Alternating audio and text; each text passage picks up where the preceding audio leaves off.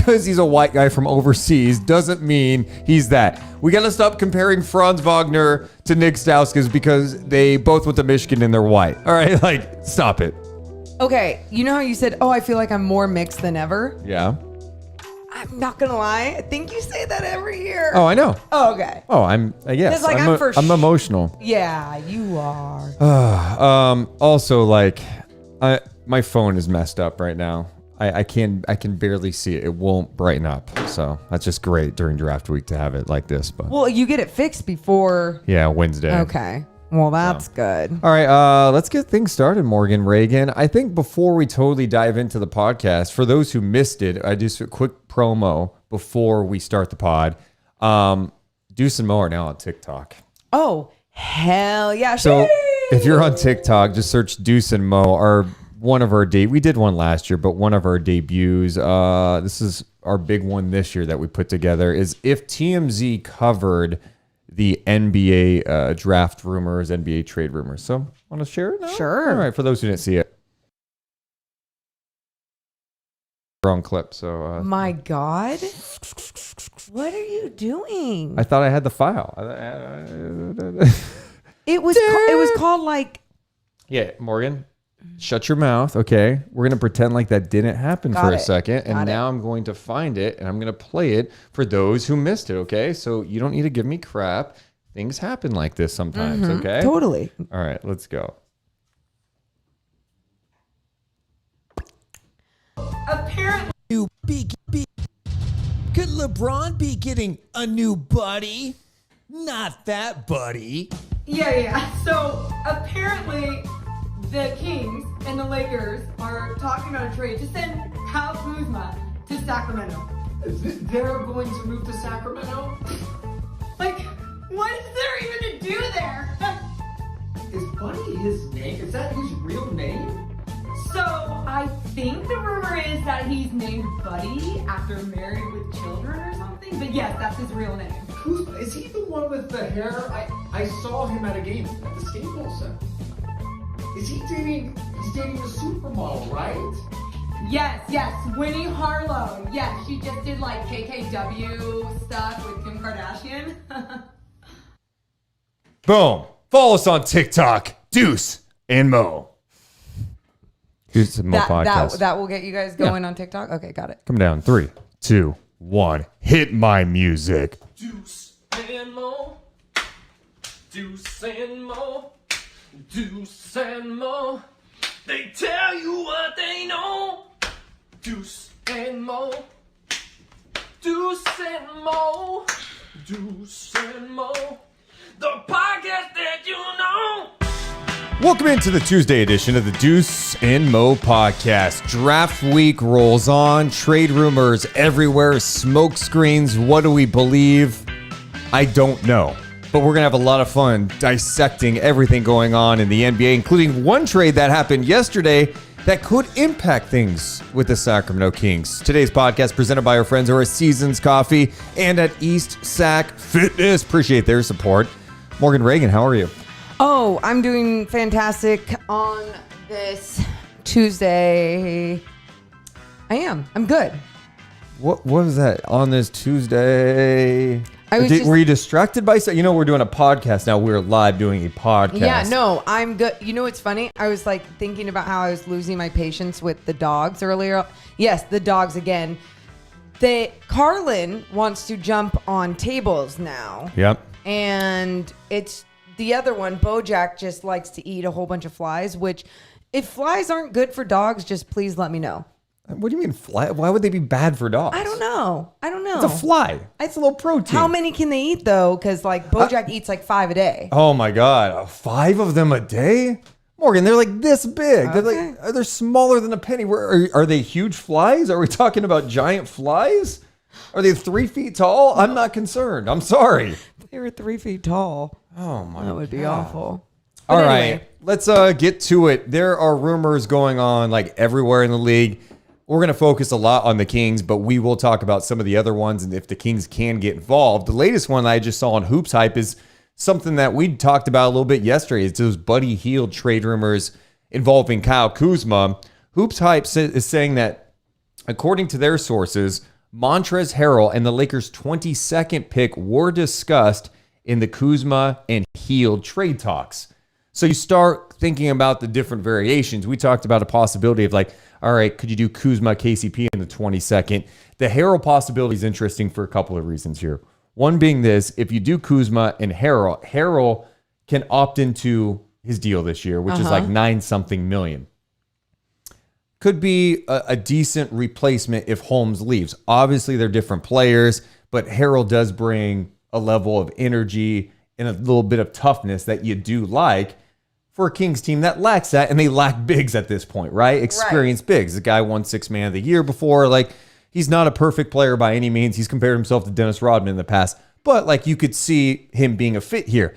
And then on the flip side, if he goes, okay, he does get traded to Sacramento and he opts out, then the Kings have some cap space that they could use for Richaun Holmes. So that's an interesting dynamic there that Hoops Hype put out. They also said that Harrell's insertion into trade talks with the Kings is noteworthy as Holmes enters unrestricted free agency. There are 4 teams to keep an eye on for Holmes in free agency, including the Kings, the Mavericks, the Hornets, and the Raptors.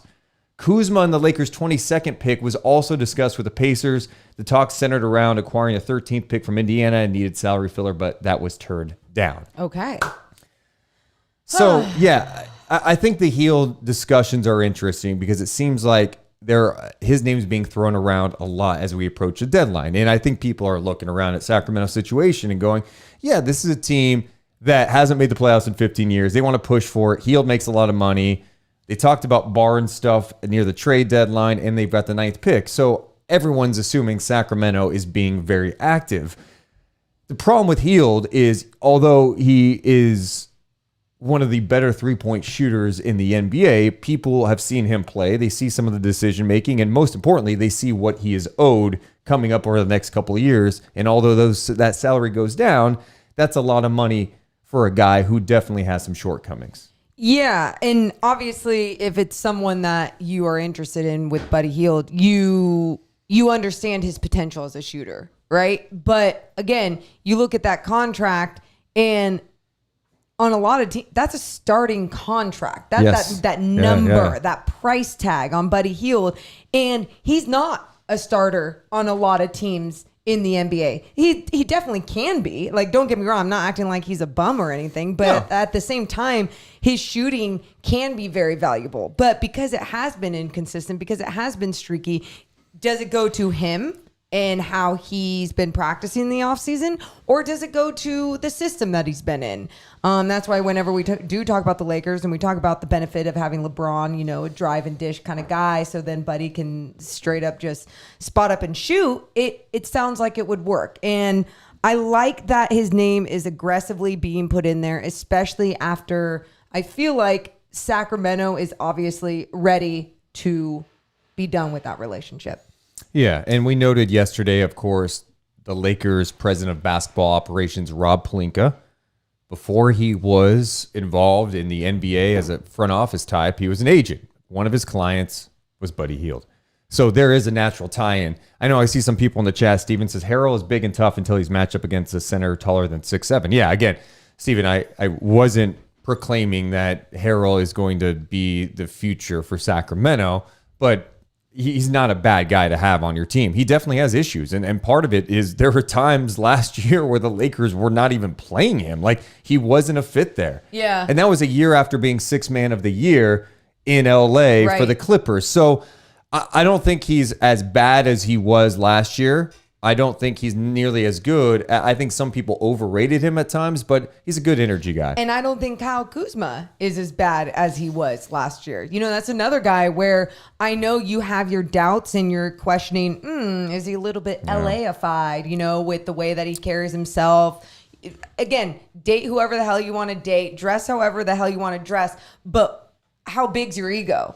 How do you bring that on the floor with you? That swagger needs to be as a teammate, not just as an individual. You can't just think as an individual you can be an all-star and say you're going to be an all-star when you haven't done what you need to do on paper on the stat sheet. Again, that goes to a weird year with the Lakers. It's always been a weird transition with LeBron coming on any team with a lot of different young players. And that's why I am for something like this, and especially when you look at another first round pick or a first round pick, you get the 22nd. That to me is intriguing, right? Because Right. maybe that's a situation that if that trade happened, getting the Lakers pick in this year's draft, picking number 22, maybe Zaire Williams is there, and then all of a sudden you're taking a chance to swing at 22, allow him to get a lot of run in Stockton in the G League. Take a chance on that. You could take a chance on someone like that, and that's your big swing at 22. Yeah. Right? Yeah. And in addition to that, you still have the 9th pick to potentially draft a player there, or,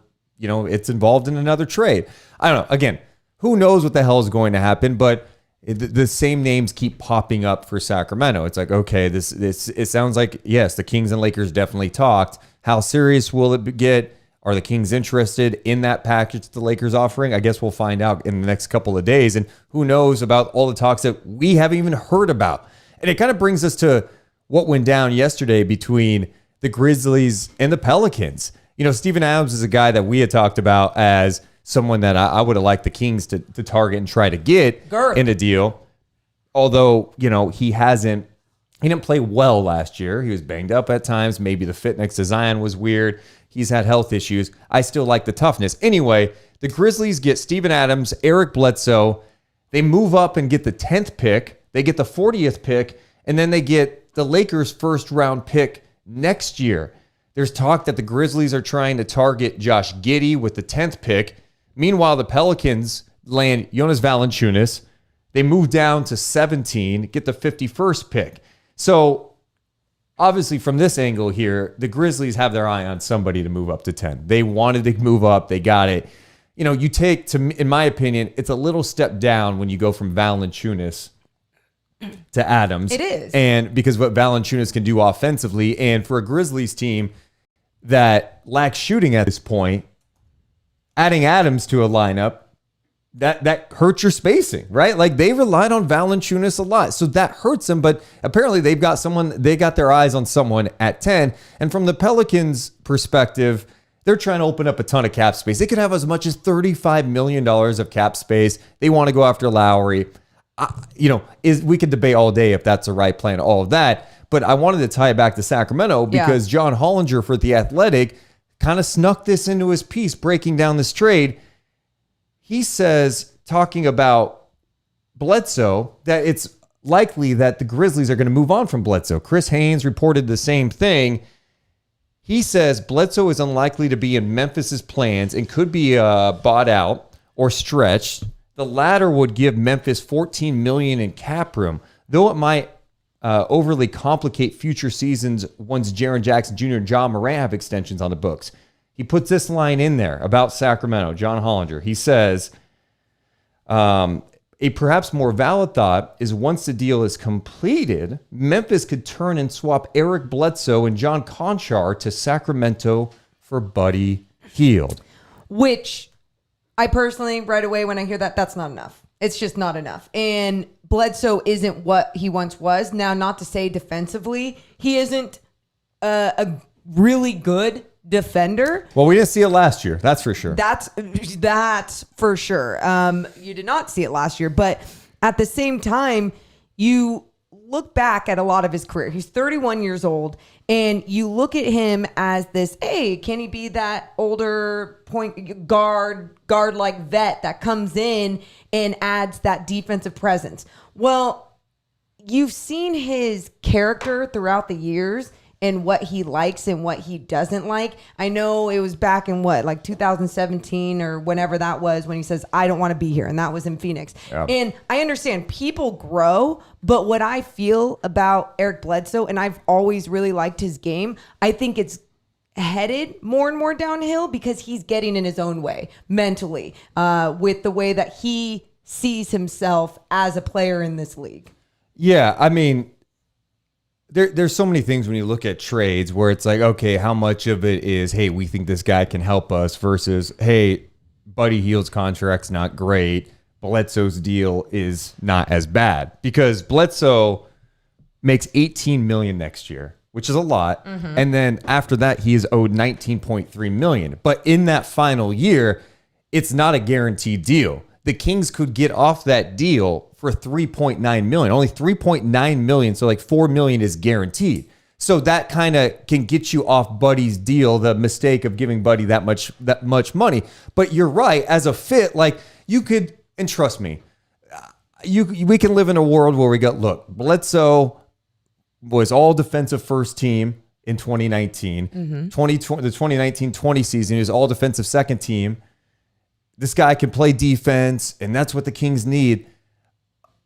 What I'm wondering about Bledsoe was his defense looking way better than maybe it was because of the pieces surrounding him in Milwaukee? Not to say he's not a decent defensive player, but he was inconsistent there. Like, there's a reason why Milwaukee was like, hey, we don't have enough to win a championship, and we circle Bledsoe and go, we got to upgrade there. That's why they got Drew Holiday. Yeah. They moved Bledsoe going, we've tried it with this guy. We thought this guy could be the missing piece. Hell, when we traded for him, we gave him an extension. We believed in him. It just hasn't worked out. And I kind of side with you on the fact that, like, how does Bledsoe react in a tough situation? I think last year, New Orleans had a lot of chaos. It's clear they didn't vibe with Stan Van Gundy. They had a disappointing year. Yeah. And if you go back and watch some of the Bledsoe stuff, especially even on defensively, you start to question effort. And for me, that's what gives me a huge pause. I know the guy was defensive first team and second team back-to-back years in Milwaukee when things are going well and you're on a good team and you're playing with Giannis, but when maybe you're not in the same situation, you're not contending for a championship, or you're not really expected to be like a top 5 team. Sure. Maybe you're just kind of lackadaisical. And that, to me, for Sacramento, that's what would concern me about Eric Bledsoe. I was high on Bledsoe when he went to Milwaukee. Like, I was excited for him. I was excited for Milwaukee. And then obviously now, even with the Pelicans, it just didn't end up being what it needed to be. Not to say, again, I'm not the type of person that says, oh man, he is what he is, when just because he's 31 years old and he's been in this league for a little bit now. I believe that if he took a shift in his mentality, that there's a way, but I don't see him doing that in a losing culture, you know. And for Buddy, I know I said this to you, and I'm not sure if you agree or not, but with Buddy Hield, I believe that his value is a little bit higher as a shooter in this league when it comes to, you look at this deal. I agree, but I think that Buddy, shooting is valuable in this league, right? You're going to go back to his contract. It's the money. I get it. Because there's limitations on what he does on the floor. But you're right. I think people around the league go, look, he improved as a passer last year. He shot 10 threes a game and hit it at like a 39% clip. We have him if he's on a good team, he could space the floor. I mean, we talk about his fit with LA, but any playoff team you look around, you go, God, if he's not the number 2 guy, if he's like your number 4 guy, and he can hit threes and shoot, get hot, like, of course he could be a great fit.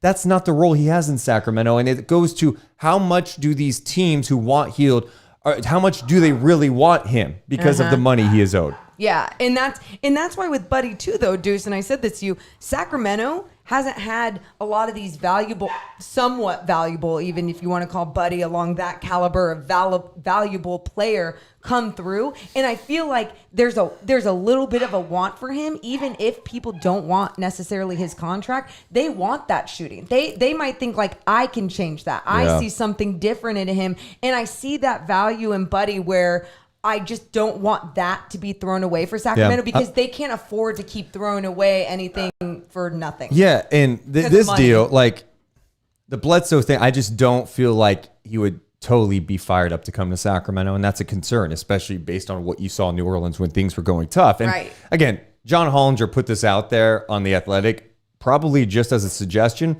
But Hollinger also used to work for the Memphis Grizzlies front office, so I don't know if he's got sources and he's kind of thrown out there like he's heard it. This type of year, it's so hard to understand and filter out what's real, what's not, what's suggestions, what's real talk. But that trade with Bledsoe and then, Conchar, I'm sorry, like we saw him in the G League, 6'5" guard, great story, turned a 2-way contract into a full-time gig with Memphis. That deal is not good enough. Like if I'm Sacramento and I'm talking to Memphis about Hield, if that's even a possibility, you're going to have to give me a future pick potentially, or give me some of those. I need Brandon Clark. I need DeAnthony Melton involved in that deal. I don't want Bledsoe, who's going to be grumpy in Sacramento, and a guy, John Conchar, who is, to me, again, I'm sure he's a great guy, but you can get John Conchars anywhere. You Yeah. know, like that. He's a role player in this league. So that trade doesn't fire me up. You know, it seemed like when we talked about the Healed stuff yesterday with the Lakers, I don't get fired up about Kyle Kuzma. I could see how he could fit, and if he's in the right spot, he's young, and maybe he can get things going. 26. Yeah, but it doesn't fire me up. You start throwing in additional picks, so that 22nd pick, that's intriguing. But guess what was firing us up? It was Brandon Ingram. It was Steven Adams. It's Shea Gilgeous-Alexander. Oh, You know God. what I Yeah, mean? but see, It's- like that, like the Shea Gilgeous stuff that's going on right like now. impossible. I call BS. Oh. I What- mean, what do you think they're trying to do with that? Why are they dangling that then? you see, again, this is where we assume things. Do we really think Presti is shopping Shea Gilgeous-Alexander? Potentially, he could be shopping him for the number 1 pick, and that's like the I big read. rumor. Yeah. I know that's what you read, but there's a lot of bullshit this time of year. There's agents, there's teams. There could be a team going, hey, God, I really want Shea Gilgeous. Put it out there that this is what they're offering. I sound like an old parent. I read it on Facebook. Yeah, I mean, there's BS everywhere right now. Yeah, So I know. if that report's true that the Thunder were shopping Shea Gilgeous and the 6th pick to Detroit for the number 1 pick, wow, that's crazy in a way. I mean, that shows you what they think of the number 1 pick, obviously. But yeah, I love Shea Gilgeous-Alexander. Same. And I, you know, in my head, I'm already like, okay, can the Kings put something together for this guy? Like, he's young, he's long, he can handle. I thought he took a big step last year before the injury, and I don't know if that's factoring into OKC's thinking at all. Like, how significant was that injury, or was it, hey, we're shutting him down the tank? It's all stuff we don't know. I named a few trade ideas for him before the podcast, and Deuce just literally laughed in my face. And the laughing in my face was deserved. Yeah, I mean, Shea Gilgeous-Alexander's a really talented young player. Like, you're not going to get him for nothing. No, understandable. But and you know, it's so funny, even for Sacramento, it's like they already have Fox and Halliburton. How does Shea even fit in? But I'm like, just get players. I just want some good players. The Kings have a lot to figure out. for Cujo sure. on the chat would like to blame all of this bullshit on Yorgos Papagiannis.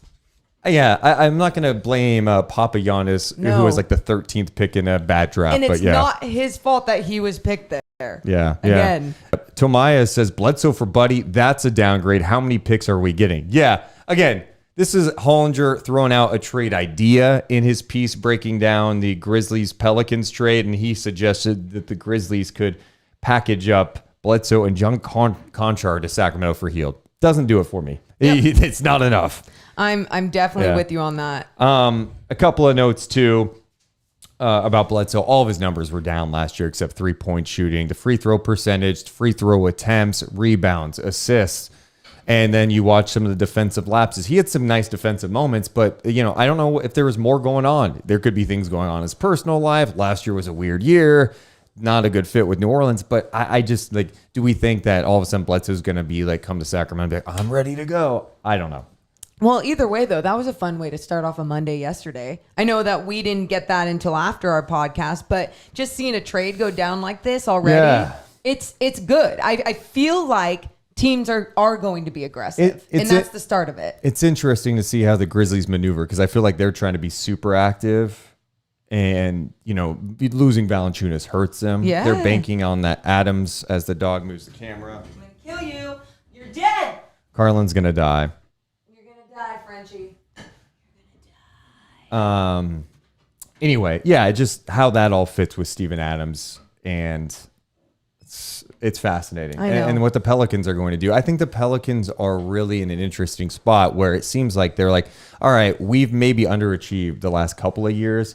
We need to get in. And I think they, in a weird way, they have this thought that Lowry on this team is like Chris Paul to the Suns. Now, I know you kind of smirk at that idea, but why wouldn't your brain go there as a team, as an organization, as a GM, if you saw that happen with a Suns organization that was shit and then became something by adding this veteran point guard? I'm not saying Kyle Lowry is the same as Chris Paul, but he sure as hell is a good point guard. Oh, he's a really good point guard. But like, again, you're going to spend a significant amount of money to attract Kyle Lowry, to have him ignore Miami. Dallas is going to be after him. We've heard the Lakers stuff. You're going to spend a significant amount of money on a guy who is probably declining. And I'm not trying to be a dick, but like we're talking about, he's 35, 36 years old. I know you, Chris Paul. I said the same thing about Chris Paul is also in tremendous shape. Kyle Lowry would make the Pelicans better. Yes. Agreed. He'd make a lot of teams better. I mean, or is he going to be the reason they're going to get out of the West because they have Kyle Lowry, Ingram, and Zion and a new coach? Yeah, I mean, I guess anything's possible nowadays, but possible. Yeah. It's not it's not far-fetched, right? Yeah, I don't know. It's a very strange thing for the Pelicans. It's a strange time, but they got to figure it the hell out because you have Zion and you want to utilize him when he's healthy, when he's in his prime, or when he's in his younger years. Like, you want to use him to the fullest and make sure that you're just putting the right pieces around him. You want him to stay in New Orleans. You want him to be happy. Right, and I think that's why they feel the pressure to do something. Look, cap space is dangerous for some teams. For teams like, I mean, look, we're in Sacramento. We know how cap space has been dangerous because it's like, hey, Kings have cap space, and then it goes to, Dwayne Dedmon, Trevor Ariza, and Corey Joseph, right? Like, those are, or hey, it goes to Zach Randolph, Vince Carter, and Matt Barnes, right? Just because you have cap space doesn't mean you got to spend it all either. And I think sometimes teams that are kind of in that tough spot where New Orleans is right now, they've finished 11th and 13th in the West the last couple of years. They've got a guy in Zion that they're probably scared to death that he wants to go elsewhere sooner rather than later. And then all of a sudden it's like an Anthony Davis repeat all over again. Yeah. And they've got an all-star talent in Brandon Ingram. So there is this pressure to like get in now. They're trying to rush this a little bit, I think. And you can make mistakes by doing it this way. You absolutely can. And that's why too, you mentioned some like having that cap space and going for some of those guys. I look at what? Sorry, I got distracted. What did it say? Wilson says, yeah, and then like it goes to guys like Rondo Bellinelli, James Anderson. Who could forget James Anderson? Absolutely. And Costa Koufis. And that's why, like, you look at this last year and you saw DeLon Wright and you saw Terrence Davis and you saw what they contributed for their price tag. And it's a lovely thing to see, right? And that's the type of things that you want to see done with cap space, with the trade deadline, with the offseason, just the smart pieces, the smart contracts. I'm not saying those are necessarily the pieces in the first year that are going to get you to the playoffs, but you can also create this winning culture and system that the next guy up, like a DeLon Wright, just knows exactly what he needs to contribute behind De'Aaron Fox or behind Tyrese Halliburton and wherever it goes. One other note regarding the Grizzlies, according to Kevin O'Connor from The Ringer, his sources are telling him the Grizzlies are interested in moving up again after acquiring the 10th pick from the Pelicans. Who the hell are they? Who the hell are they eyeing? It's a great question. I want to know so bad. And that's when I start hearing that they want to move up again. They've got the 10th. That's where the Warriors at 7 come to mind for me. Like with them. Yeah. And, I don't know. And, if the Warriors got someone like DeAnthony Melton, it'd piss me off because I think he's a very solid player and you plug him on the Kings bench. That'd be nice. You bring him to Golden State. That's just another guy they have. But again, I don't know like what the larger trade would be. Just interesting. What would they be trying to do? How far up are they trying to move? Right. They're an interesting case right here to see what the Grizzlies try to do. Yeah, I mean the Warriors are too. I know we talked a little bit about Bob Myers and him acting like, no, we're gonna draft at 7 and 14. Yeah, I'm so mixed on it because I think they want to get. I think if Bob Myers there's immense pressure on him. They look at what Steph Curry just did this year, which was have an MVP type season. They're getting Clay back. The clock's ticking. They need to push for a championship now. And I think they want to swing for something huge and not just like a cute, hey, we had DeAnthony Melton. It's like, look, we don't want to draft at 7 and 14. Yeah. But we will if we have to, if we miss out on a Bradley Beal, if Dame is not an option. Like, I don't know. So Bradley Beal, like that is your swinging big. Do you think that anything could come out of Shai Gilgeous for them? Well, wow. No, I don't because I don't know that the Warriors have the pieces. Like, does Preston? No, Okay. Okay. I could be wrong. Okay. But Seventh and- I just don't, I can't, I have a hard time believing that Presti's really going to give up Shea Gilgeous-Alexander unless it was a part of a deal to move literally to get the top pick in the draft. I just don't buy it. I think Shea is too good. Like there's something weird there. It's a young player under contract, has shown flashes of being a damn good player. Yeah. Why would you want off of him unless it was to get a guy that you're absolutely in love with in this draft? Who are we kidding? He doesn't want a guy. He just wants future draft picks. I know. More and more. That's and what he more. does forever. He's like, no, we'll be good one of these years in the They next don't 20 even years. have a team anymore. They just Yeah. have draft picks in the Yeah. future. And if the Warriors get Shea Gilgeous-Alexander, I don't even know what to say. You quit life. It'd just be disappointing. I mean, good for them. Yeah. Good for Steph Curry. Good for Klay Thompson coming back. You know, it would be a very fun time for Golden State Warriors fans. But yeah, I'm with you. It's like, God, why is it always them? Why is it? Well, it's because they've also built this culture and they've built these pieces that have become very valuable that people actually want to trade for. Shout out to everybody watching us live on YouTube and Twitch. If you're listening to the audio later, that's cool too. We appreciate the downloads.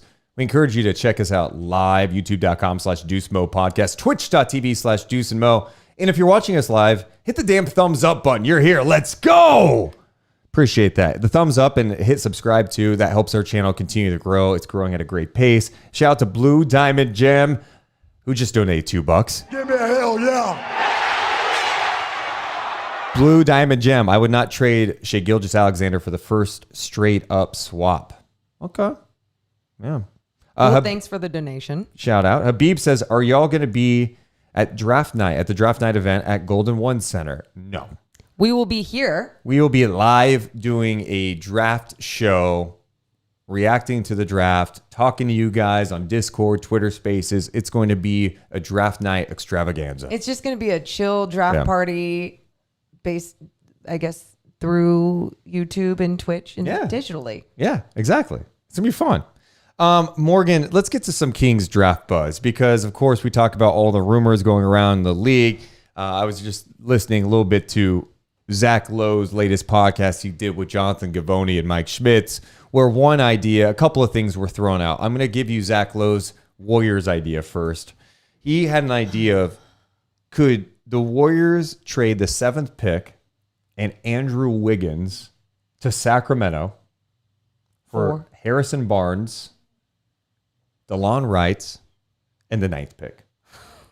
I'm not interested. My first reaction is no, thank you. Unless there is someone that like you're like, we want this guy. That's it. He's gonna be at 7. Like, what if Wagner is like, there is a threat he could be drafted and they're in love with him and they There want to move up is. now? You know, is that worth it? I just look at this. Wiggins makes so much money. He makes $31.5 million next year. He makes $33.6 million the year after that. Barnes' deal is not that. DeLon Wright's deal is obviously not that. It just seems like a lot of money to take on when you're just moving down 2 spots. And you're getting 2 guys, like the Kings would be getting rid of 2 guys that add a lot of composure and leadership in different ways, right? Especially with Harrison Barnes and him finally finding his identity with the Kings and then having those slower moments with some injuries, sure. But at the same time, he is very valuable. And I just think he's more valuable than moving up 2 spots. And Andrew Wiggins, who has his inconsistencies, who did take a leap last year at times. I know Steven in the chat says Deuce hates Andrew Wiggins. It's not even that I hate No. Andrew Wiggins. I do feel like Warriors fans kind of overrated him last year. You read Warriors Twitter, it's like, dude, his defense. I'll tell you his defense. I'm like, no, there are more times than not. I felt like Wiggins, you just go, where is he?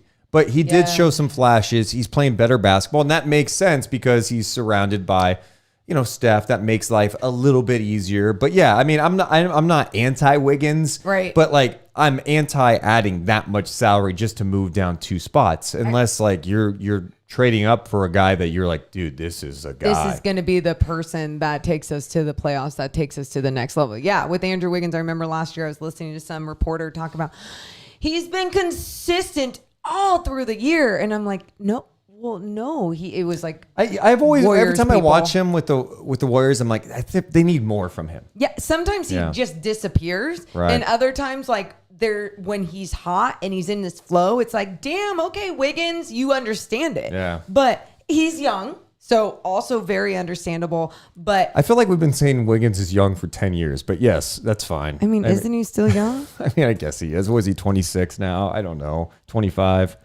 What is he? 26. Yeah, he's 26. I forgot. 25 or up is not young anymore. No, but I mean, I feel like we've been saying that about Wiggins since hey man, he's really young. Like it didn't work out in Minnesota. He's still young. It's like at some point, it's like, well, I mean, maybe he is just kind of who he is.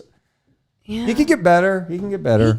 Yeah, stop. Don't even act like that. He can get better. And you and I discussed I'm not jumping for joy to add $33 million to the Kings cap Fair for enough. Andrew Wiggins. That's where I'm at. Fair enough. Anyway, the other draft buzz, I want to talk about, people are updating their mock drafts around the Ringer, Bleacher Report, Athletic. I feel like the general consensus, I shouldn't say consensus because it's not a consensus. I would say most mock drafts point to the Kings drafting Franz Wagner at this point. And Yes. he did a media thing yesterday with reporters where he claims he's closer to 6'11", when he's been listed at 6'9". We don't know the exact height because he wasn't at the combine. He didn't do the measurables or anything like that. He's done limited workouts. He says he's closer to 6'11" now. It's like me saying I'm 5'8". You know, it's the same kind of thing. You're like 5'5". I'm 5'6", Deuce. I was going to call you something else. Time out. You're trying to say you're 5'6"? I'm 5'6" and a little bit. And actually, that is the average height in the WNBA. Yeah, you would get crushed in the league. Oh, dude, when I played some pro am ball in San Francisco, it was like I actually played really well, but I remember just feeling like a shorty. Anyway, so he's claiming he's closer to 6'11". He said he's almost 6'11". He has not worked out for the Kings, according to James Ham, but from what he's heard, and he is not divulging who he's worked out with on the media call. So he didn't work out with the Kings. He hasn't said where he's worked out. So I don't know why Franz Wagner is keeping that like a closely guarded secret. I don't know why his reps are doing that. I don't know what there is to gain. You put it on Instagram. Yes, but Franz Wagner. It's funny because I feel like if the Kings draft Franz Wagner, I think most people are going to hate it. Absolutely. But I think most people are hating it for the wrong reasons. I think there is a lot of people are like, dude, that's Nick Stauskas. And that's where I go, guys, you haven't watched him play. It's one thing to be like, hey, I've watched Wagner play. I think his ceiling is a really good role player in the league. Yeah. And if you believe that and you think that's not worth drafting at 9, I'm not even going to argue that. Because I kind of see the same thing. I am intrigued that he looks strong. He's had a ton of muscle. If he is closer to 6'11" and can defend, like the Kings don't have a guy like that. He's a big guy that is mobile, right? Like he can chase out the guy on the on his closeout, and then let's say he misses it and runs through it. He knows how to recover and still find a way to disrupt the shot because he's so long, and because again he's mobile. He knows how to move his hips and everything. But at the same time, I don't see a star though. That's the thing, and I think that's what Kings fans are like, dude. Like we need players. We don't need another good role player. Although having good role players, it's important. It is. But yes, I understand that. And I think sometimes in college, there were nights where he would just disappear, right? And you wouldn't even notice that he's there. And then other nights he's shooting, when he's shooting well, he's on, his flow is going in. We've talked about this. If you can get a tall guy that has a shot, that can keep developing his shot, your release all the way up here, that's so hard to defend. Right. He's got to show he can be a consistent shooter. And then my big concern with him, and we were talking about this before the podcast, is it's one thing to look like you're a good defensive player in the college level. How would he defend elite wings in the NBA? Right. Oh. And we already know it's a challenge for anybody to guard some of these best wings in the league. Takes up a lot of room. That's He does, but is he getting blown by? Is he, Yes. does he look stiff? Like he's not facing Kevin Durant's when he's playing at the University of Michigan. No. He's not dealing with these athletic, a Brandon Ingram he's not even dealing with, right? Like, so you have to note these things. And even the 3-point numbers, it was inconsistent, and that was from college range. So there's some things, some measurables you look at. Good free throw shooter. Maybe the shooting does come around. He's 19 years old too. So there's some things to like. For me, I'm not I think it's like a safe pick. Like to me, it's like you draft in the worst case scenario. He's a good role player, but Deuce, there could be other guys that you get later that end up being huge. We keep feeling like this about guys. Moses Moody, safe pick. That's like, there's nobody in that 9 range that just gets us going, oh, I'm so excited to see him there. And man, if he's there, then the Kings are golden for the playoffs. And that's why you look at the way that we started this podcast with a poll, like what should the Kings do with the 9th spot?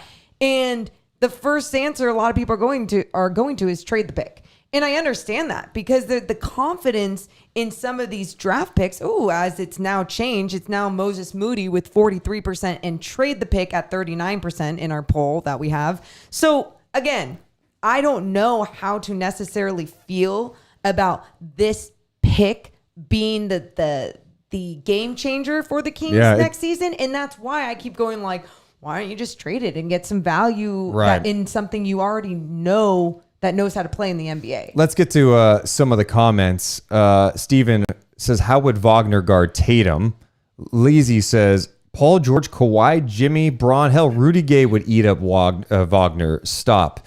Yeah, I mean, that's a concern, right? Like, we could talk about his defensive ability, but like, can he stay in front of those? Like, if you're taking him at 9, like I do like the fact that he's if he is 6'11", I like that a little more, but can you defend those guys? Right. Like that's the key. And look, I'm not saying can you lock down these guys, because some of these great wings, like you're not locking down. Like, I'm sorry, you're not. But can you make life more challenging? Can you not get destroyed?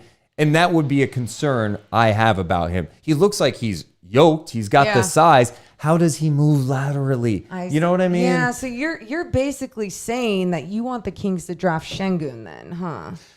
I'm so glad you're bringing this up right now. Really? So let me read you some of this mock draft stuff. Oh God.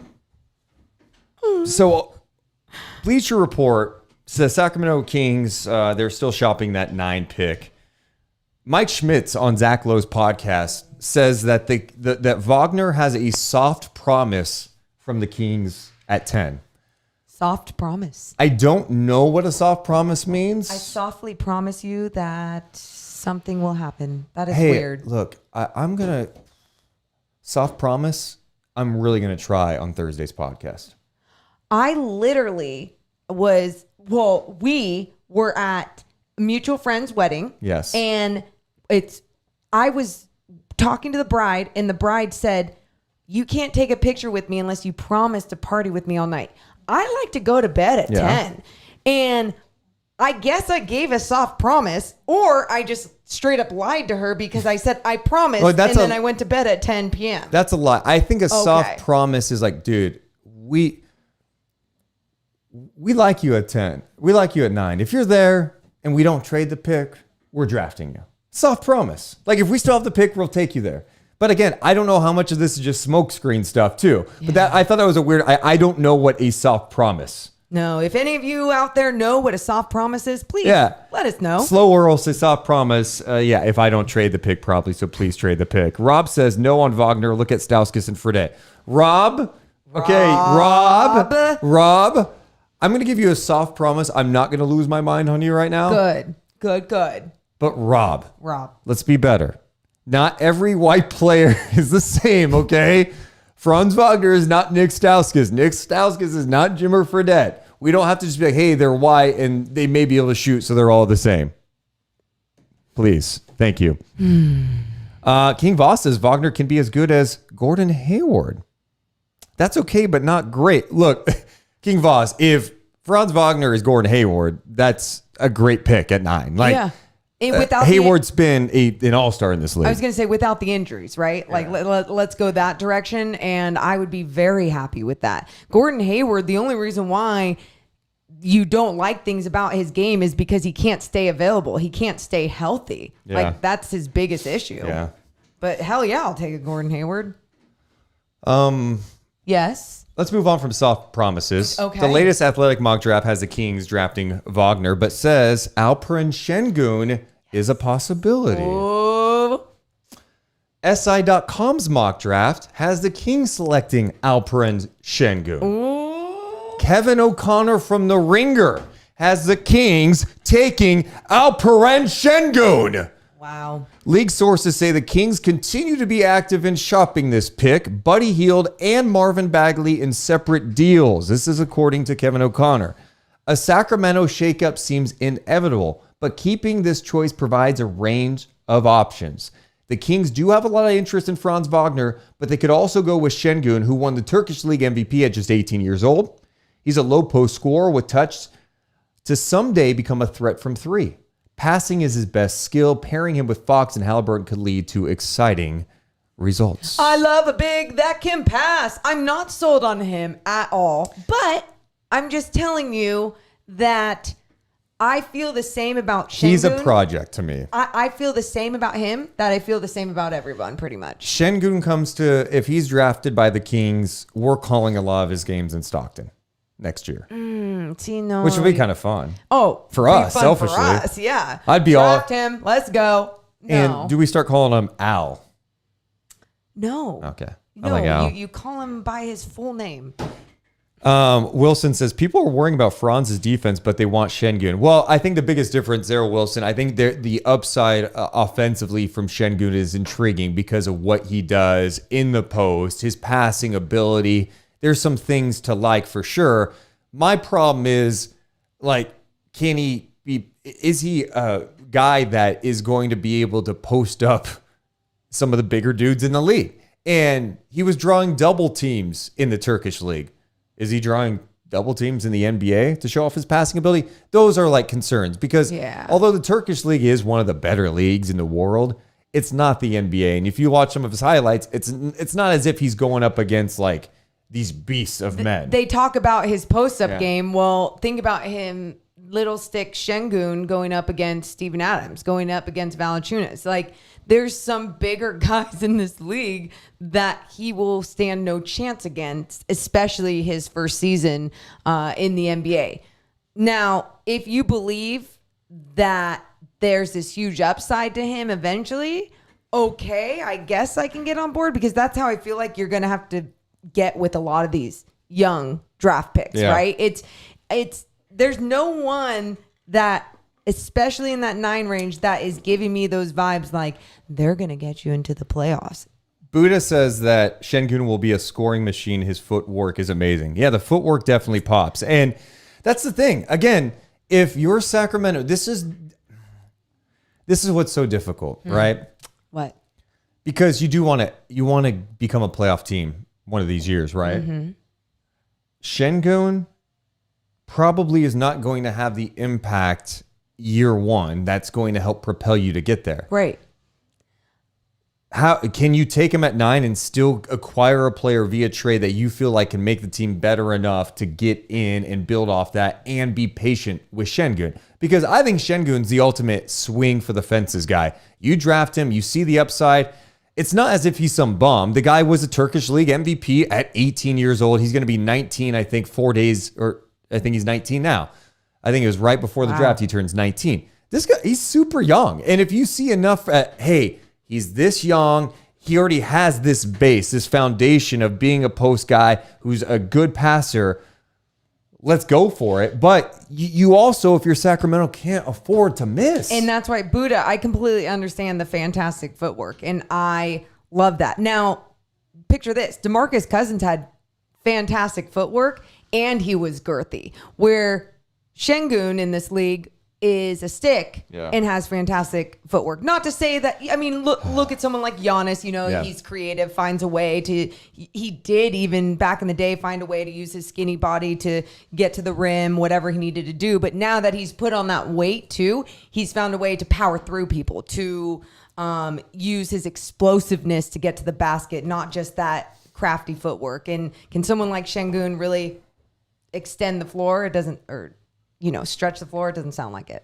At least not right away. Not right away. Quick thing I wanted to correct real fast because I said that the Kings gave Wagner a soft promise that they would take him at 10. Obviously, the Kings have the 9th pick. That's a turnover on Deuce. Oh, you did say 10. Yeah, because in my head, we kept repeating the story that he has a promise with a team in the top 10. Yes. So I confused that. Obviously, the Kings have the 9th pick. My bad.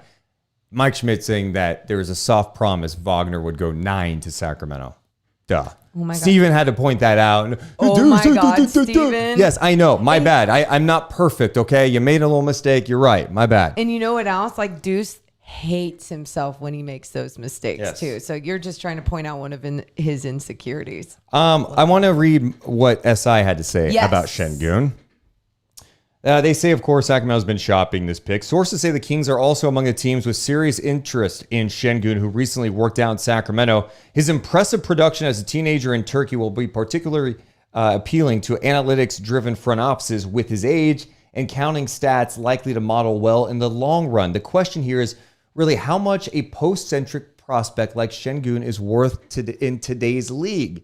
He's already a statistical outlier, but only the most dominant interior players justifiably command high-end usage. So yeah, I mean, we think about guys like Jokic and Embiid, though, you know, yes, they do other, but they're also can stretch the floor, right? Yeah. Like they have, Embiid can come out and hit a three. We know Jokic can come out. The guy brings up the ball and passes. Like he runs point guard sometimes for that squad. So, you know, does a traditional guy like it, does it have that same impact? Well, I think we've heard some smart coaches around the league. I think even Rick Carlisle has talked about evolving as a coach and understanding modern day basketball and doesn't see there being that much of a purpose anymore in that low post game, right? Yeah. Unless you have the ultimate dominant correct piece.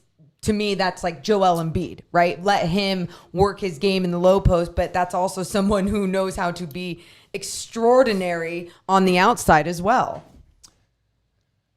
What else was he said? Okay, Şengün, more Şengün stuff. With terrific finishing skills and passing vision, Şengün is clearly a lottery-level talent, though not a fit for every team-style play.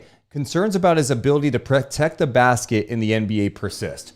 The defensive stuff looks awful from him. There's one guy on YouTube who commented on one of our videos and says, I'm telling you, he's better than you're giving him credit for. Oh, the one guy. Thank you. Yeah, so one random Turkish league fan. He's a good bet to be a productive NBA player, but if he's not a star, it's fair to wonder what he'll really be worth. The Kings badly need interior help of any kind, with the jury still out. Marvin Bagley and Rashawn Holmes headed for free agency and could be tempted by Şengün here. Tempted by Şengün. Wow. Is this draft going to define Monty McNair? Years, think about it. It could be the 16th year. Yeah, see, but here's the thing that I struggle with, right? It's not all his fault.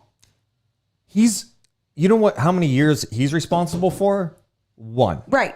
I'm not pinning the previous 14 on Monty McNair. Absolutely but not. like, yeah, I mean, there is that pressure to end the streak. But to me, you also as an organization have to be careful of this because, all right, let's say you trade the 9 pick and you make all these trades and you get in the playoffs next year or get in the play-in. Are you set up to continue to be a playoff team? Because I'll tell you this, and all these people watching in the chat right now, I can guarantee you this. If the Kings make the playoffs next year and then the following year don't make it and then don't make it again, they're not going to be like, well, at least we ended that streak. No, Kings fans want to watch winning basketball for many years. They've seen 15 years of crap. The last thing they want to do is like, we'll just take 1 year. No, like we need to build off this. So you can't be short-sighted and be like, hey, let's just end it and like, hey, to get the people excited again. You have to make the best moves. And if you think Şengün, if like Monty McNair is like, dude, I've seen it enough. All of our people we've talked to, we worked him out. We talked to him. We think we believe he can be a star in this league. Then take the guy. But if you're wrong, it hurts a lot. I mean, it's what we talk about every year in Sacramento. If you don't nail the draft in the lottery every year, this is where you're at, which is losing year after year. And then you can't attract anybody. And then you hand out, $16 million to guys that aren't worth $16 million. Nail the draft. It's just not something I know. that has really happened ever. De'Aaron Fox. But yeah, and Tyrese looks pretty good. And Yes. and Tyrese Halliburton obviously at 12. What a steal. What Yeah. a steal. And I just don't want to bank on these steals. But I get it. And you dudes, you know me. I push patience. I push development. I think it's hilarious usually when people are like me, what I'm doing right now, and it's like, hey, it's playoffs or bust. Like, Yeah. I usually hate that shit. And I'm to the point, though, where there hasn't been enough aggressive swing for the fences nature with this Kings team, with this organization, that there needs to be more of that going forward, because playing it safe and trying to be patient when the right things aren't being picked just hasn't been working. So when something's broke, fix it. Slow Roll says everyone's reaction to Şengün right now is how I felt about Petrie picking Peja. I don't know anything, just along for the ride. No, I mean, I think we have to constantly remind ourselves of this too. Like, drafting Şengün, I think at 9 would trigger some like Papagiannis feelings for some. Mm-hmm. Şengün has been talked a lot about. He's worked out for the Spurs, the Magic. Like, he's had serious interest, where Papagiannis was not on anyone's radar where he got drafted. People were like, wait, who? Like, he wasn't in mock drafts in that area, where Right. Şengün is kind of in this range. It's not a ridiculous thing to suggest that he would go 9. It doesn't mean there's not risk involved, but yeah, I'm with you. And like, that's the other thing we have to remind ourselves on. Like, there's few exceptions. I know Buddha in the chat watches a lot of college basketball. He's obsessed. We have some people in this chat who hang out with us every day who know a lot about the draft.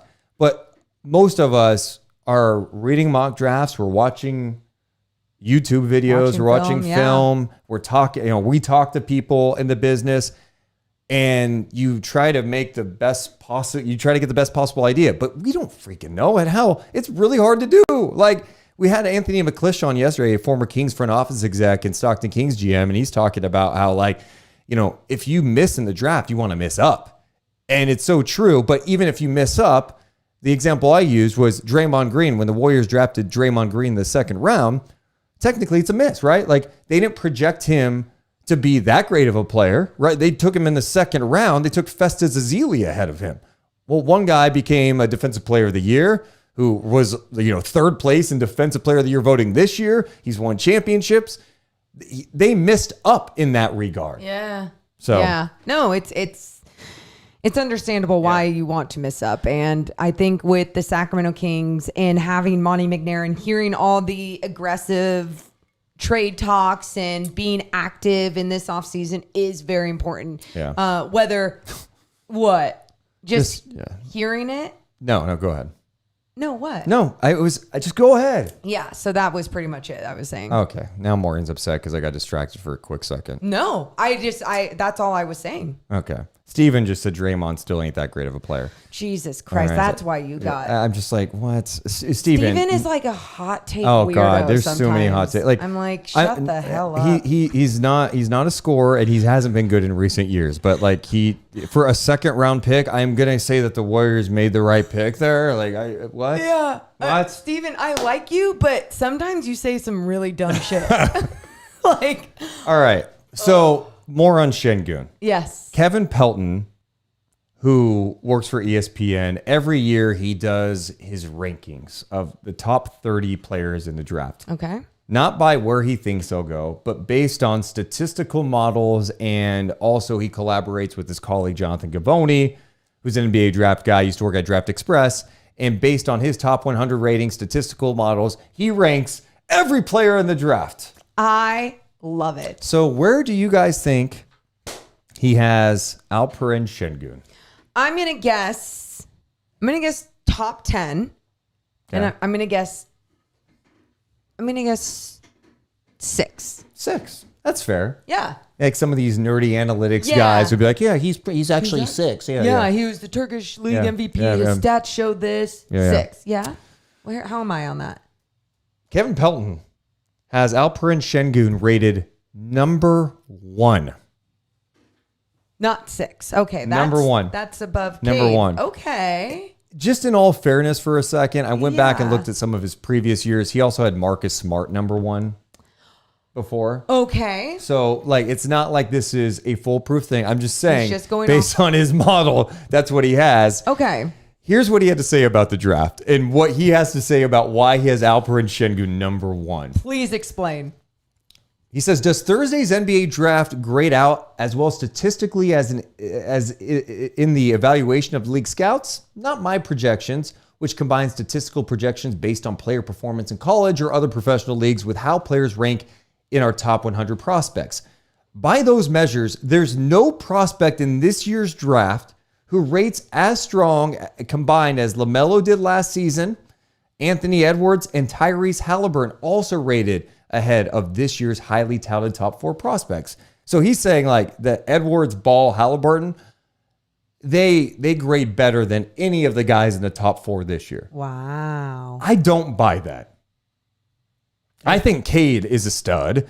I think Suggs is a stud. Like there are some studs in this draft. Okay. And so I disagree with that. Okay.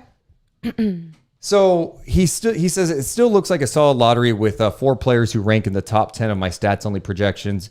And in our top 10, typically a recipe for a strong career, plus a handful of others who narrowly miss out in one category or the other. This year's top-rated prospect won't surprise anyone who's followed Şengün's domination of the Basketball Super League in his native Turkey. At age 18, he turned 19 on Sunday, Şengün led the league in some advanced metric that I don't know, so I'm not going to read it. Okay. 8.9 warp, nearly 3.5 more than any other player. He was chosen as MVP, producing the 3rd best stats-only projection in my database behind Luka and Anthony Davis. It is understandable that scouts question where that production will entirely translate. Şengün's stats-only projection is in the same ballpark as DeJuan Blair and Kenneth Faried, who enjoyed solid careers as role players, but were never NBA star. Yeah. Still, there's little precedent for anyone as productive as Şengün truly failing as a pro. Wow. Yeah, Jalen Green, someone mentioning too. Jalen Green's a stud. Yeah, I mean, I'm shocked to see that Şengün is number 1 based in his model. This model. This model, like, you know how I am, Deuce. I'm not anti-analytics at all, but you got to trust your eyeballs when you're watching these guys. And when you understand what's at stake in the league, like what the competition is and what you believe this player could do against that competition, analytics can only go so far. I mean, again, we still don't have a fantastic way of measuring defensive analytics and understanding what makes a defender really good. That goes with your eyes. That goes with effort. Yeah, the stat stuff of defensive impact is definitely flawed. There's some stats, flawed. But it's difficult to find out. Andrew says, don't talk bad about DeJuan Blair. Dude, I loved DeJuan Blair when he was at Pitt. I'm telling you, no ACLs. I didn't care. I loved him. In fact, I got so excited. He was in the G League a couple of years ago, and I was looking for him before the game to tell him how much I liked him. Slow Roll says, this feels like therapy. Like we're talking ourselves into acceptance of Wagner or Şengün, is whether they're selected or not. So I like Moses Moody.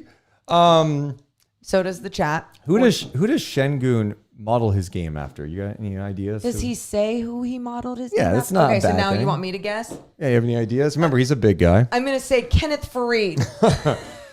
So Şengün said Sacramento was his first stop, and it came after a 14-hour flight. Ooh. It was difficult because of the travel and multiple delays. He said everyone was very nice to him in Sacramento. Aww. He also doesn't speak great English right now. He's learning it. So this was through a translator who, if the Kings draft any team that drafts him, he'd have a translator with him as he continues to learn the language. Very cool. Yeah. He's speaking to the media through the translator. Says he models his game after, you ready for this? Jokic, Domantas Sabonis, Joel Embiid, Tim Duncan, and Shaquille O'Neal. Hey, Deuce. That's so weird because I model my game after Diana Taurasi, Sue Bird, but with a little combination of LeBron James and Michael Jordan in there. So I do. It does crack me up because like these reporters always ask, "Hey, how would you compare yourself? Like, who would you compare yourself to?" And these guys are forced to be like, "Well, I compare myself." I would never answer that question if I was a prospect. What would your answer be then? Hey, Deuce Mason. Welcome to Sacramento. Who would you say you play like?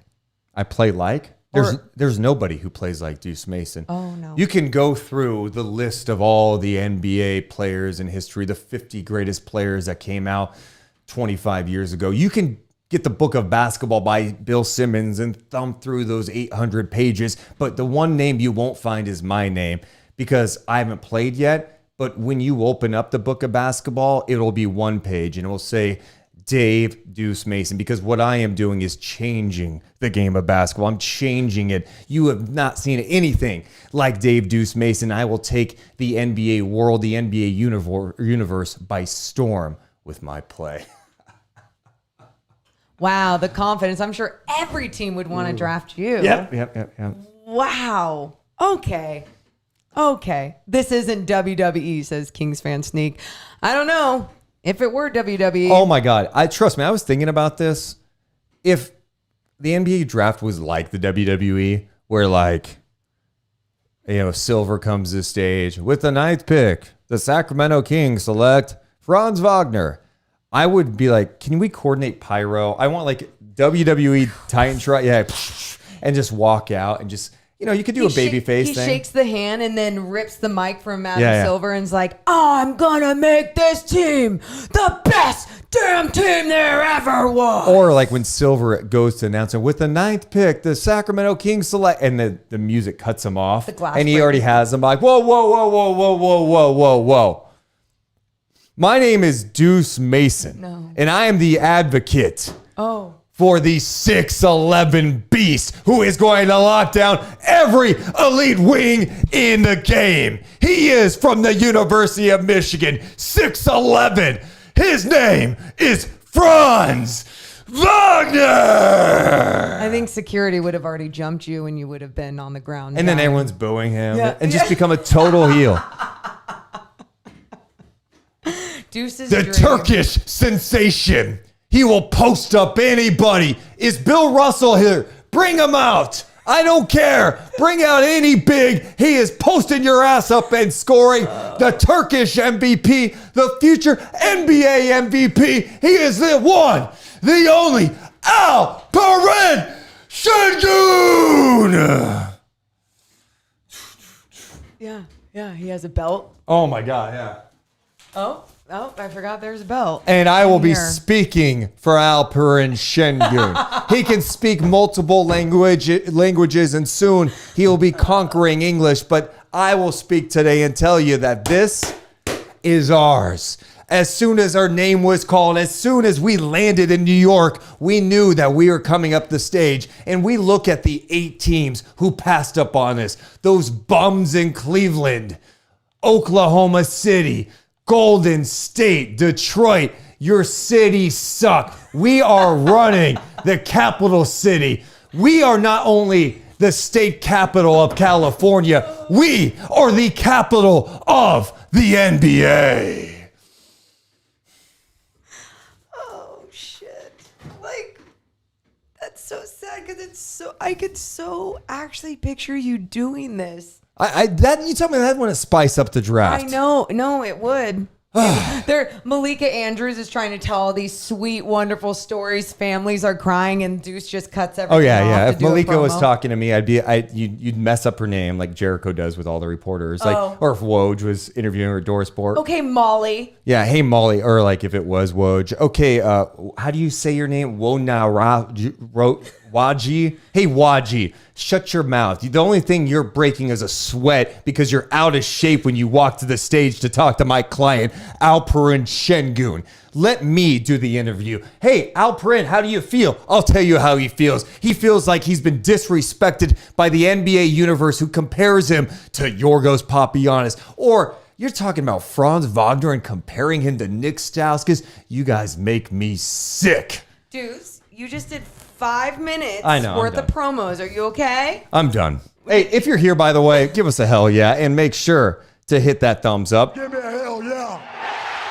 Oh my God. Today's podcast presented by our friends over at Seasons Coffee Roasters. As you can tell, I've had plenty of Seasons coffees today.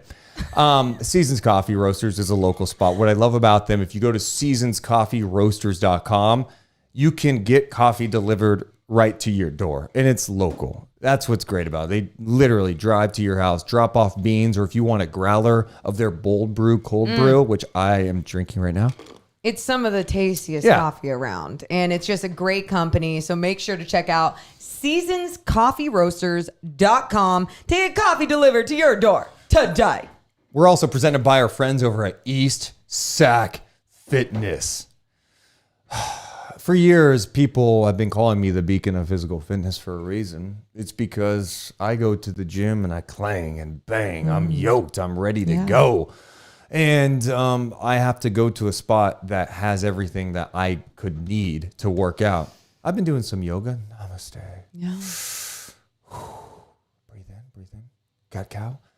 Also, go to Functional Fitness. They've got everything you need, 6,500 square feet of space. And didn't they just add something new, Morgan? That's what I wanted to talk about. They also added this whole like recovery room where they have that whole cold pool that you can jump in there, freeze your butt off, but it's really good for your body. I'm actually going to sign up to do that this week just to feel good about my life. But yes, Functional Fitness, all the weightlifting, all the yoga, all the spin classes you need. Make sure to check out eastsacfitness.com. I want to say that again.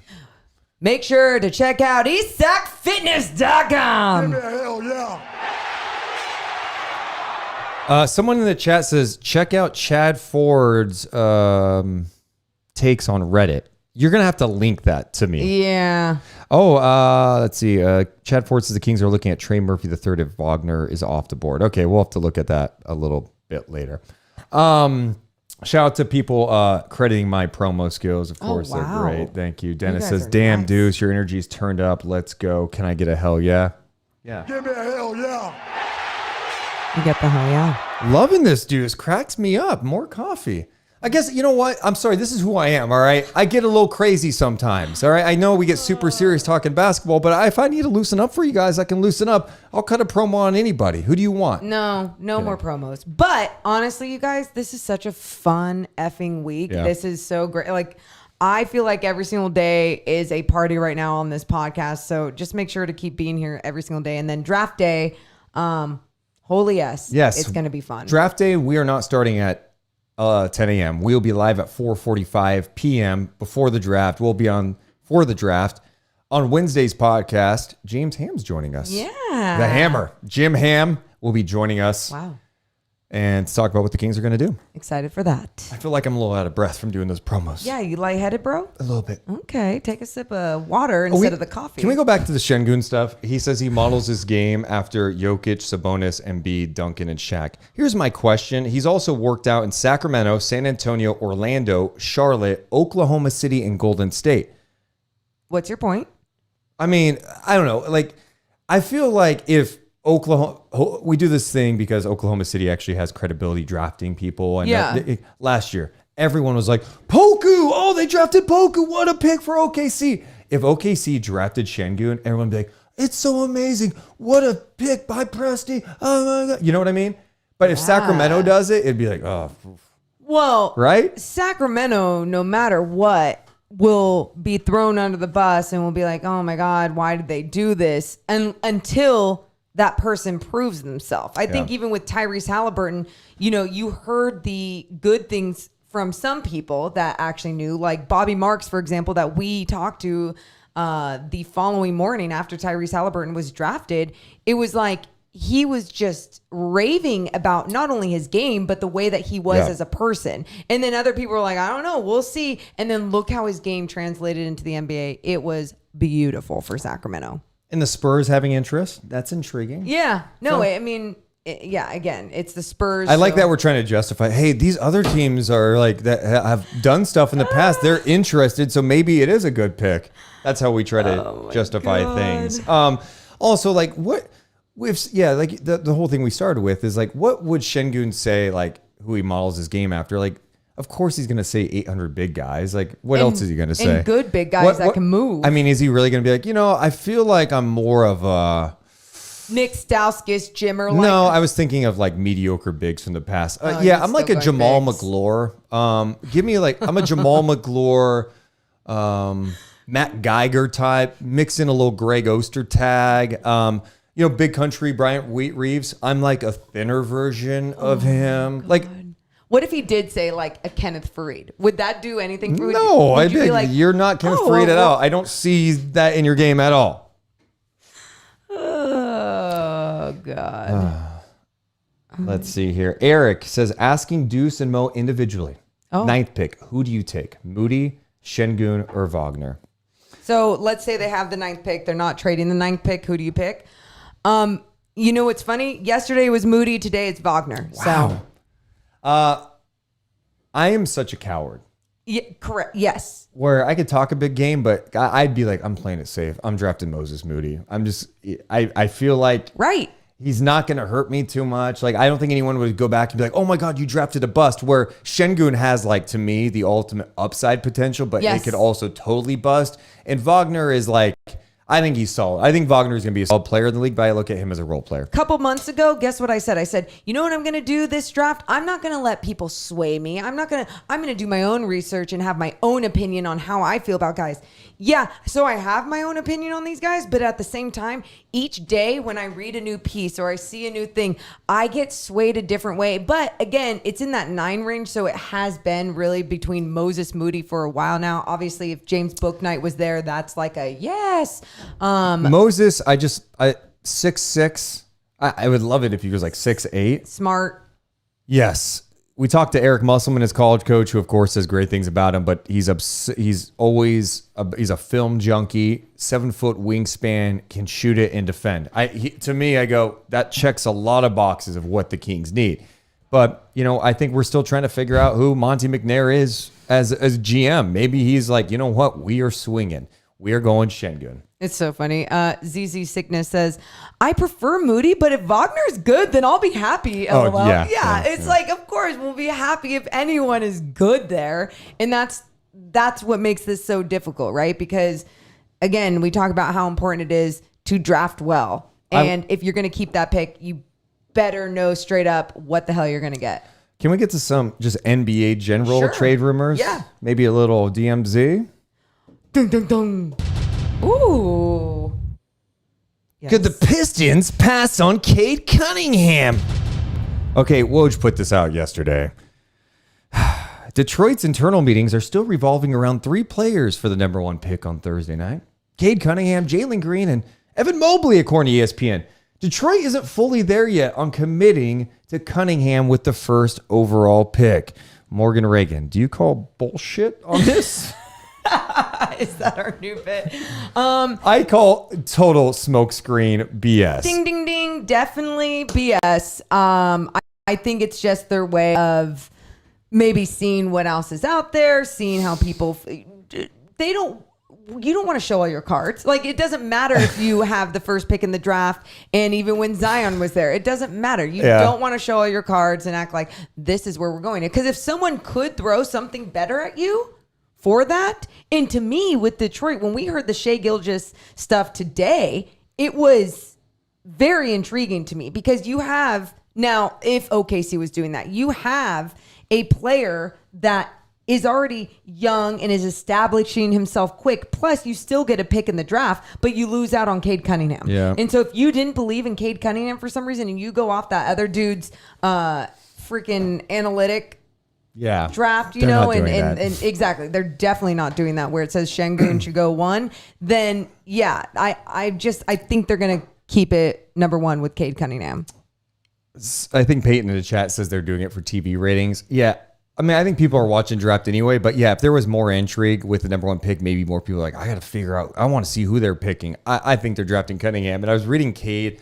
Cade, literally, you could tell he's either just saying the right things, which is more like, but he was slobbering over the Pistons. Here's what he had to say the other day. I love Detroit.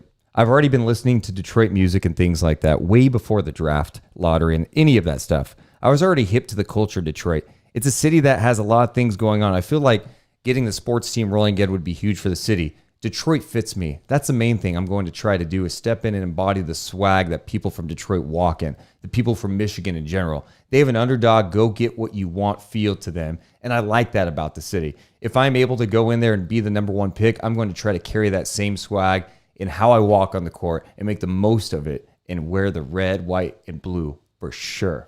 Deuce Mason. That's a John Cena promo. That's a little like you're too much of a baby face. That is a Deuce Mason promo right there. If you went babyface, because you would not be a heel if you were the number 1 pick in the draft. You're not going to be like, we'll just have to wait and see if they're good enough for me. You want the city to love you, and the city's going to love him saying he's going crap for the like cheap that. pop for sure. Like if he'd be like, oh man, there's nothing like Detroit. Crowd's going wild. You can't see me. Bum, bum, bum, bum. Never give up. He has like a never give up towel that he's just like coming out to. Yeah, no. Cade Cunningham. Dun, dun, dun, dun. Good? No. Okay. No. Very ear bleeding like. Yeah, I like it. I like it. Good for him. Hey, Say the right stuff. Min says, I'm predicting Cade falling to 9 and the Kings trading Buddy Bagley for Adebayo. Quote me when it happens. I will promise you, if that happened, I will never forget you. In fact, you can take over the podcast because that would be, if Cade Cunningham started falling to 9, I'd be like, we can't draft it, right? Like, there's no way. Like, this doesn't make sense. Something bad happened. Did Cade kill somebody? Did Cade murder someone? Is he a serial killer? Is that why he's dropping to 9 today?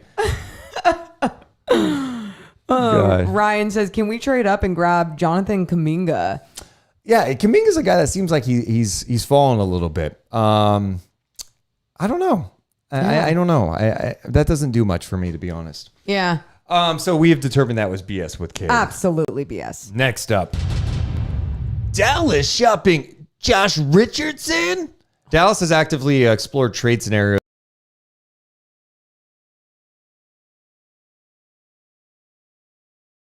All right, everybody. Thanks for joining. This has been fun. I'm done as far as inking that is concerned, but I will try to hop on whenever I can to show you some more stuff. But for right now, sayonara, goodbye, and please take care of yourself.